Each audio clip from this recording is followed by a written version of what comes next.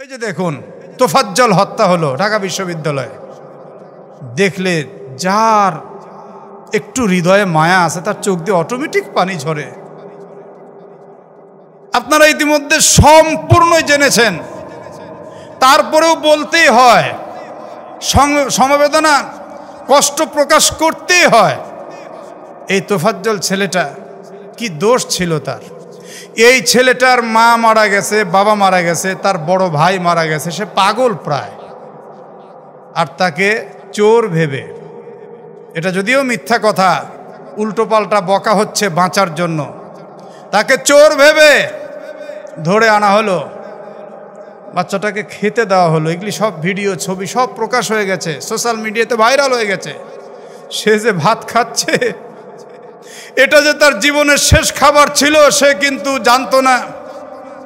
তাকে সুন্দর করে খাওয়ানো হলো, খাইয়ে দাইয়ে এরপরে মানুষকে মারবে এই ঠান্ডা মাথায়। এটা কি? এটা কোন দেশ? আমরা তো বলছি বাংলাদেশ স্বাধীন হয়েছে, কিন্তু এটা কি স্বাধীনতার বাতাস বয়? স্বাধীনতার আলামত দেখতে পাচ্ছি আমরা? তোফাজ্জলকে খাওয়া দাওয়া করার পরে নৃশংসভাবে ডাইরেক্ট হত্যা করেনি, তাকে তিলে তিলে কষ্ট দিয়ে দিয়ে একের পর এক মেরেছে। আবার একজন বলছে একবারে প্রাণে মারিস না, আস্তে আস্তে মার, কষ্ট দিয়ে দিয়ে মার। হায় আল্লাহ, এই সমস্ত ন্যাক্কারজনক পরিবেশ থেকে আল্লাহ আপনি আমাদেরকে কবে রক্ষা করবেন? ইয়া আল্লাহ আপনি আমাদেরকে কবে রক্ষা করবেন? ইয়া আল্লাহ কলেজগুলোকে আপনি এই ধরনের র্যাগিং থেকে, এই ধরনের নির্যাতন থেকে, ইউনিভার্সিটিগুলোকে এই ধরনের হয়রানি থেকে আপনি কবে রক্ষা করবেন? চ্যানেলটি সাবস্ক্রাইব করে আমাদের সঙ্গেই থাকুন। ইন্নাল হামদুলিল্লাহ ওয়াসসালাতু ওয়াসসালামু আলা মান লা নাবিয়্যা বা'দা, আম্মা বা'দ, ফাআউযু বিল্লাহি মিনাশ শাইতানির রাজীম, বিসমিল্লাহির রহমানির রহিম। আলহাকুমুত তাকাসুর হাত্তা যুরতুমুল মাকাবির, কাল্লা সাওফা তা'লামুন, সুম্মা কাল্লা সাওফা তা'লামুন, কাল্লা লাউ তা'লামুনা ইলমাল ইয়াকিন, লাতারাবুন্নাল জাহিম, সুম্মা লাতারাবুন্নাহা আইনাল ইয়াকিন, সুম্মা লাতুসআলুন্না ইয়াওমাইযিন আনিন নাঈম।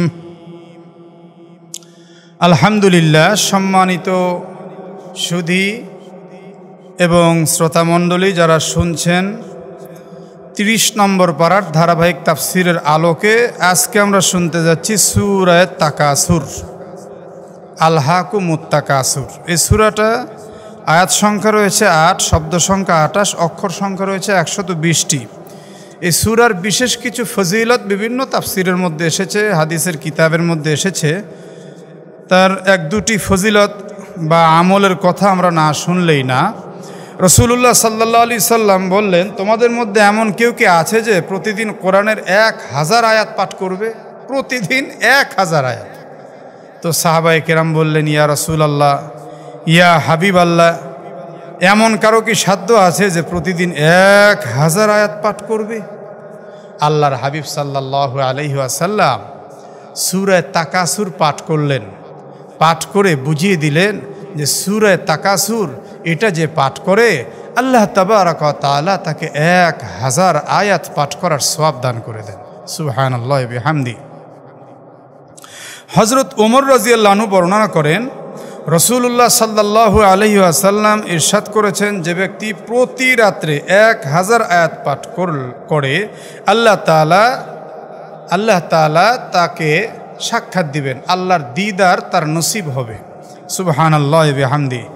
তো সাহাবায়ে কেরাম অপারগতা প্রকাশ করলেন। রাসূলুল্লাহ সাল্লাল্লাহু আলাইহি সাল্লাম তখন সূরা তাকাসুর পাঠ করলেন। পাঠ করে এরপরে বললেন, যার কুদরতি হাতে আমার প্রাণ, যার কুদরতি হাতে আমার প্রাণ, সেই রবের কসম, এই সূরা তাকাসুর 1000 আয়াতের সমতুল্য। সুবহানাল্লাহি ওয়া বিহামদি। তো আমরা চেষ্টা করব সূরা তাকাসুরটা পাঠ করার জন্য। হ্যাঁ, প্রতি রাত্রে শোয়ার সময় পাঠ করলাম, ব্যাস 1000 আয়াত তেলাওয়াতের সওয়াব হলো। আল্লাহ তাআলার দিদার যেন আল্লাহ আমাদেরকে নসিব করেন, আল্লাহুম্মা আমিন। এই সূরার একটি শানে নুজুল রয়েছে। হযরতে আবু হুরায়রা রাদিয়াল্লাহু আনহু বর্ণনা করেন, একবার আব্দে মানাফ ও বনু সাহাম গোত্র, এই দুই গোত্র তাদের গোত্রের ব্যক্তিদের সংখ্যা নিয়ে কথা কাটাকাটি শুরু করলো। আব্দে মানাফ বলছে যে আমাদের বংশের লোক সংখ্যা বেশি, তো বনু সাহাম সে বলছে আমাদের বংশের লোকজন বেশি। তো এরকম হতে হতে এক পর্যায়ে দুই বংশই তাদের লোক সংখ্যা গণনা করলো। গণনা করলে দেখা গেল যে আব্দে মানাফের গোত্র বিজয় অর্জন করল, আব্দে মানাফ সংখ্যায় বেশি। এখন বনু সাহাম বলছে যে তোমাদের সংখ্যায় বেশি এ তো দুনিয়া, কিন্তু পরকালের যে বিষয়টা অর্থাৎ মৃত্যুর পরের যে বিষয়টা, এটা তো তোমরা ভুলে গেলে চলবে না। জেহালতের যুগে আমাদের পূর্বপুরুষরা জ্ঞানীগুণীরা তারা মরে গেছে, আমরা তাদের কবর গণনা করে আমাদের লোক সংখ্যা বৃদ্ধি করব। এবার আস্তাগফিরুল্লাহ আযীম, তারা তাদের জ্ঞানীগুণীজনের কবরকে দেখাচ্ছে, এই যে দেখো অমুক জ্ঞানী, এটা আমাদের লোক, এই যে দেখো অমুক ব্যক্তির কবর, এটা আমাদের লোক। এই বলে বলে বলে বলে তারা তাদের সংখ্যাকে বৃদ্ধি করছে আর একে অপরের প্রতি উপহাস করছে, আত্ম অহংকারে ফেটে পড়ছে, আর তারা তাদের সম্পদের মোহে পড়ে একে অপরের উপরে প্রাধান্য বিস্তার করার চেষ্টা করছে। এটি যে কত বড় নোংরামি! একমাত্র অহংকার আল্লাহ ছাড়া তার কারো জন্য মানায় না। অহংকার করে, অহমিকা করে মানুষ মানুষকে মানুষ মনেই করে না। মানুষ এক মানুষ আরেক মানুষকে মেরে পিটিয়ে কুকুরের চাইতেও নৃশংসভাবে হত্যা করে ফেলছে। এই যে দেখুন, তোফাজ্জল হত্যা হলো ঢাকা বিশ্ববিদ্যালয়ে। দেখলে যার একটু হৃদয়ে মায়া আছে তার চোখ দিয়ে অটোমেটিক পানি ঝরে। আপনারা ইতিমধ্যে সম্পূর্ণই জেনেছেন, তারপরেও বলতেই হয়, সমবেদনা কষ্ট প্রকাশ করতেই হয়। এই তোফাজ্জল ছেলেটা কি দোষ ছিল তার? এই ছেলেটার মা মারা গেছে, বাবা মারা গেছে, তার বড় ভাই মারা গেছে, সে পাগল প্রায়। আর তাকে চোর ভেবে, এটা যদিও মিথ্যা কথা, উল্টোপাল্টা বকা হচ্ছে বাঁচার জন্য, তাকে চোর ভেবে ধরে আনা হলো, বাচ্চাটাকে খেতে দেওয়া হলো। এগুলি সব ভিডিও ছবি সব প্রকাশ হয়ে গেছে, সোশ্যাল মিডিয়াতে ভাইরাল হয়ে গেছে। সে যে ভাত খাচ্ছে, এটা যে তার জীবনের শেষ খাবার ছিল সে কিন্তু জানতো না। তাকে সুন্দর করে খাওয়ানো হলো, খাইয়ে দাইয়ে এরপরে মানুষকে মারবে এই ঠান্ডা মাথায়। এটা কি? এটা কোন দেশ? আমরা তো বলছি বাংলাদেশ স্বাধীন হয়েছে, কিন্তু এটা কি স্বাধীনতার বাতাস বয়? স্বাধীনতার আলামত দেখতে পাচ্ছি আমরা? তোফাজ্জলকে খাওয়া দাওয়া করার পরে নৃশংসভাবে ডাইরেক্ট হত্যা করেনি, তাকে তিলে তিলে কষ্ট দিয়ে দিয়ে একের পর এক মেরেছে। আবার একজন বলছে এই একবারে প্রাণে মারিস না, আস্তে আস্তে মার, কষ্ট দিয়ে দিয়ে মার। হায় আল্লাহ, এই সমস্ত ন্যাক্কারজনক পরিবেশ থেকে আল্লাহ আপনি আমাদেরকে কবে রক্ষা করবেন? ইয়া আল্লাহ আপনি আমাদেরকে কবে রক্ষা করবেন? ইয়া আল্লাহ কলেজগুলোকে আপনি এই ধরনের র্যাগিং থেকে, এই ধরনের নির্যাতন থেকে, ইউনিভার্সিটিগুলোকে এই ধরনের হয়রানি থেকে আপনি কবে রক্ষা করবেন? ইয়া আল্লাহ, ইয়া আল্লাহ, জানি না সেই নিষ্পাপ মানুষগুলি জালিমদের কবল থেকে কবে মুক্তি লাভ করবে। অতঃপর তোফাজ্জল তো চলেই গেল। আমরা দাবি করছি এর সুষ্ঠু বিচার হতে হবে, চরম বিচার হতে হবে। ছাত্র আন্দোলন হয়েছে বৈষম্য বিরোধী আন্দোলন, কোনো বৈষম্যতা থাকবে না সেখানে। এখন পর্যন্ত আমরা কেন বৈষম্যতা দেখতে পাচ্ছি? কেন উঁচু নিচুর ভেদাভেদ আমরা দেখতে পাচ্ছি? আমি আমার পক্ষ থেকে যে প্রতিবাদ জানাচ্ছি, এই প্রতিবাদের আওয়াজ প্রত্যেক মিডিয়া তুলুন এবং প্রত্যেক সুশীল ব্যক্তি ব্যক্তিগত ফেসবুক পেজ থেকে, ইউটিউব চ্যানেল থেকে আপনারা আওয়াজ তুলতে থাকুন। শুধুমাত্র তোফাজ্জল নয়, আজকে তোফাজ্জলকে নৃশংসভাবে হত্যা করেছে। কালকে যে আপনাকে হত্যা করবে না, আমাকে করবে না, আমার ছেলেকে আমার মেয়েকে এভাবে হত্যা করবে না, এর কি গ্যারান্টি আছে? যেই ছাত্র সমাজ তোমরাই তো এই দেশকে স্বাধীন করলে, 2024-এর স্বাধীন, 71-এর এক স্বাধীন, 24-এর আর এক স্বাধীন আমরা দেখেছি। এই কি স্বাধীনতার নমুনা?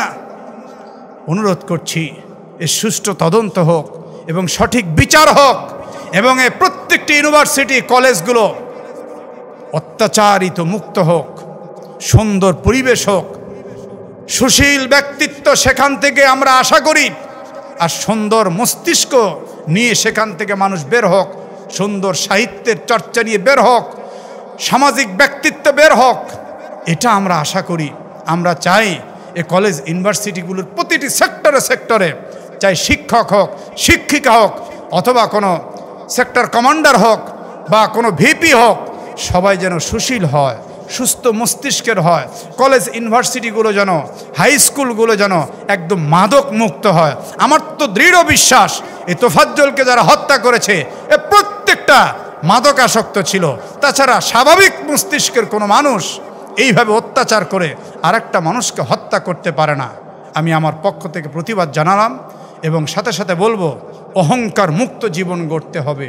অহংকার করে এক মানুষ আরেক মানুষকে মেরে ফেলবেন, শক্তির অহংকার, টাকার অহংকার, ক্ষমতার অহংকার, এটা হতে পারে না, এটা কখনোই প্রশ্রয় দেওয়া যেতেই পারে না। সম্মানিত সুধী, সেই অহংকারের মোহে ওই সময়ের কাফেররা, বনু সাহাম, বনু আব্দে মানাফ, এরা অহংকারে ভেসে বেড়াচ্ছিল। লোকের অহংকার, জনবলের অহংকার, পেশি শক্তির অহংকার, ক্ষমতার অহংকার, টাকার অহংকার। আল্লাহ সুবহানাহু ওয়া তাআলা ওই সময় অবতীর্ণ করলেন সূরা তাকাসুর। এই সূরা তাকাসুর অবতীর্ণ যখন হয়ে গেল, তখন এ মানুষগুলোর একটু হলেও মুখটা থেমেছিল।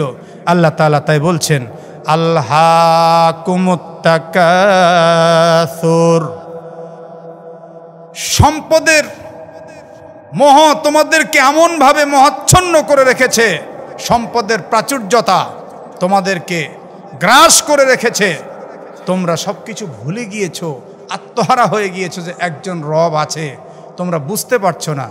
হাত্তা যুরতুমুল মাকাবির, যতক্ষণ না তোমরা কবর সমূহে উপস্থিত হচ্ছ, ততক্ষণ তোমাদের সম্বিত ফিরছে না।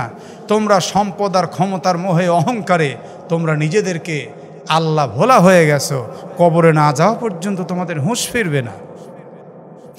কাল্লা সাউফা তা'লামুন,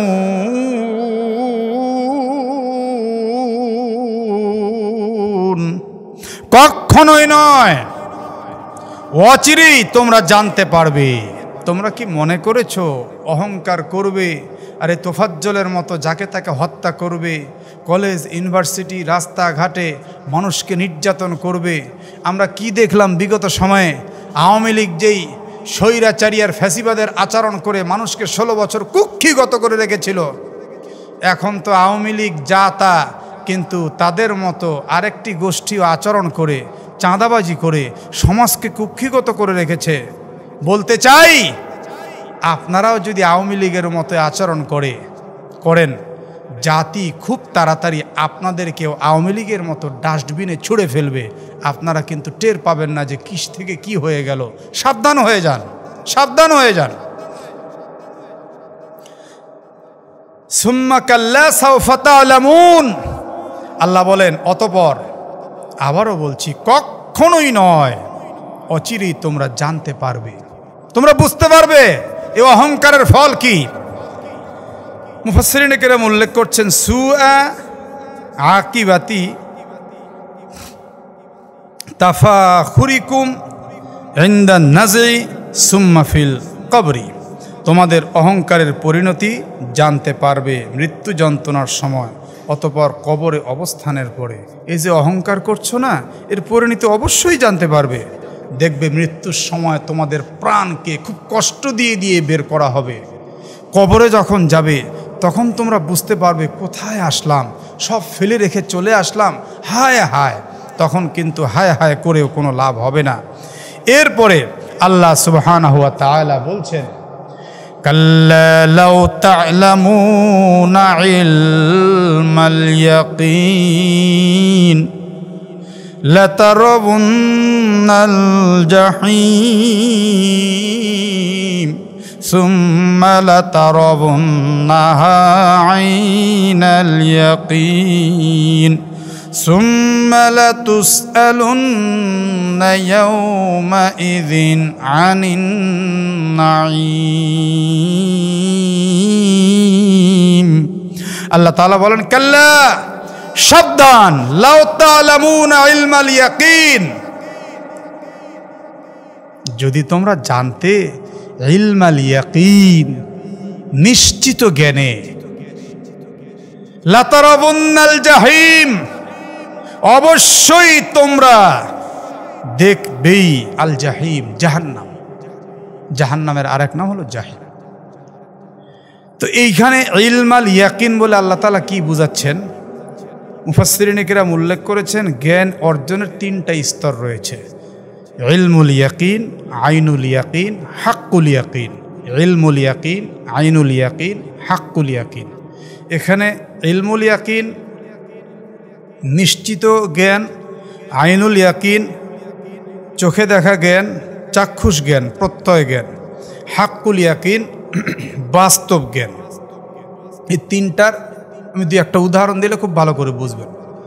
যেমন আমরা শুনতে পাচ্ছি যে কাশ্মীরের আঙ্গুর খুব ভালো, এটার ব্যাপারে সোশ্যাল মিডিয়াতে, গুগলে বা বিভিন্নভাবে আমরা জানতে পারলাম যে বাস ওখানকার আঙ্গুরগুলো বড় হয়, ওখানকার আঙ্গুরগুলো মিষ্টি হয়, ওখানকার আঙ্গুরগুলো খেলে স্বাস্থ্য সুন্দর হয়, ইত্যাদি ইত্যাদি। এই যে জানলাম বিভিন্ন তথ্য এবং সূত্রের মাধ্যমে, এই জানাকে বলে ইলমুল ইয়াকিন, উদাহরণস্বরূপ। এরপরে যখন ওই আঙ্গুরগুলোকে আমরা একদম কাছে গিয়ে সচক্ষে দেখব, এটা হলো আইনুল ইয়াকিন এর উদাহরণ। এরপরে আঙ্গুরগুলো যখন আমরা একটা একটা করে খেতে থাকবো, এটা হলো হাক্কুল ইয়াকিন এর উদাহরণ, বাস্তব অবস্থা। অর্থাৎ যা চোখে দেখেছিলাম, যা শুনে শুনে আমরা জ্ঞান অর্জন করেছিলাম, সেটা এখন খাওয়ার পরে আমরা চোখে দেখার সাথে মিল করলাম বাস্তবে, এবং জ্ঞান অর্জনের সঙ্গে মিল করলাম বাস্তবে। এটা হলো ইলমুল ইয়াকিন, আইনুল ইয়াকিন, হাক্কুল ইয়াকিন। উদাহরণস্বরূপ বলা যেতে পারে যেমন সমুদ্র, কক্সবাজারে বঙ্গোপসাগর আছে, বহুত বড় বড় ঢেউ হয়, সেখানে মহাসাগর দেখলে আত্মা জুড়িয়ে যায়। এ তথ্য পাওয়ার পরে আমরা ইলমুল ইয়াকিন হাসিল করলাম, নিশ্চিত একটা জ্ঞান পেলাম যে হ্যাঁ, সাগর এমন এমন এমন, সাগরের মধ্যে মাছ আছে, হাঙ্গর আছে, কুমির আছে, ইত্যাদি ইত্যাদি। এটা হলো ইলমুল ইয়াকিন। এরপরে আইনুল ইয়াকিন, যখন আমরা কক্সবাজার আর সে বঙ্গোপসাগর বা সেন্ট মার্টিন দ্বীপে গিয়ে সাগরে যখন কাছে গিয়ে চোখে দেখলাম, নিজে চোখে, তখন এটা আমাদের আইনুল ইয়াকিন হলো, চোখ দিয়ে দেখলাম। এরপরে যখন সাগরের পানিতে আমরা বাস্তবে নামলাম, তখন হয়ে গেল হাক্কুল ইয়াকিন।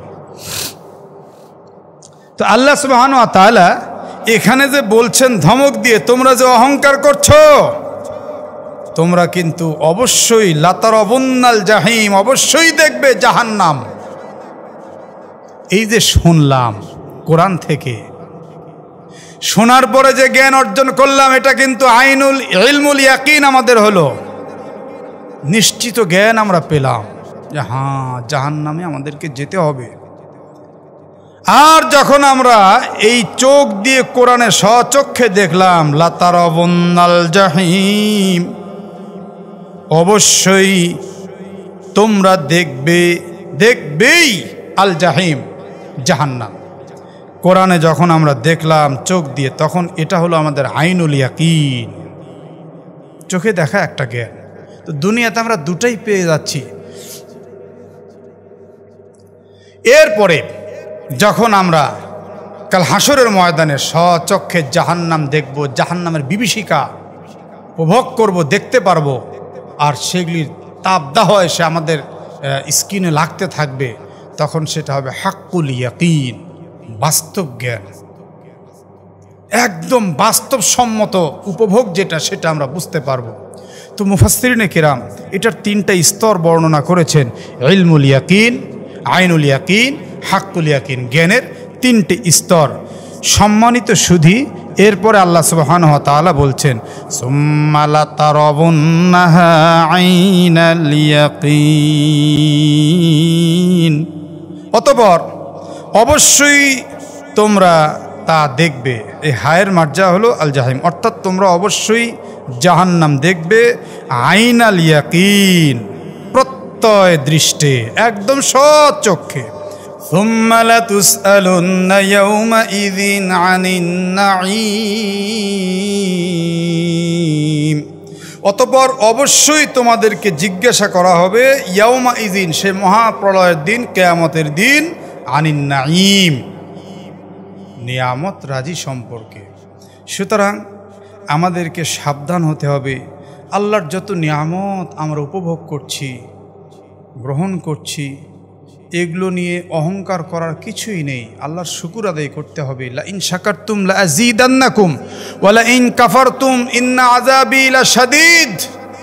আল্লাহর নিয়ামতের শুকর আদায় করা ছাড়া আমাদের কিছু করার নেই। আল্লাহ পানি না দিলে আমরা পেতাম কোথা থেকে? আল্লাহ যদি রাতটা আমাদের এই আরাম আয়েশের জন্য না দিতাম, আমরা কি করার ছিল? তিবালক আলোর ব্যবস্থা যদি তিনি না করতেন, তো আমরা কি বা করতে পারতাম? আমাদের কিছু তো করার ছিল না। তো সম্মানিত সুধী, আমাদের অহংকার মুক্ত জীবন গড়তে হবে এবং খেয়াল রাখতে হবে যে পরকাল বলতে একটি বিষয় কিন্তু আছে। সেদিন অবশ্যই আমরা জাহান্নাম দেখতে পাবো, নিশ্চিত স্বচোখেই দেখতে পাবো এবং বাস্তবে সেটা দেখতেই পাবো, বুঝতেও পারবো। সুতরাং আল্লাহর নিয়ামত রাজি নিয়ে আর আল্লাহর সৃষ্টি নিয়ে অহংকার করার আমাদের কিছুই নেই। আসুন আমরা সবাই অহংকার মুক্ত জীবন গড়ি। আল্লাহ আমাদের সবাইকে আমলের তৌফিক দান করেন। আল্লাহুম্মা আমিন। আসসালামু আলাইকুম ওয়া রাহমাতুল্লাহ।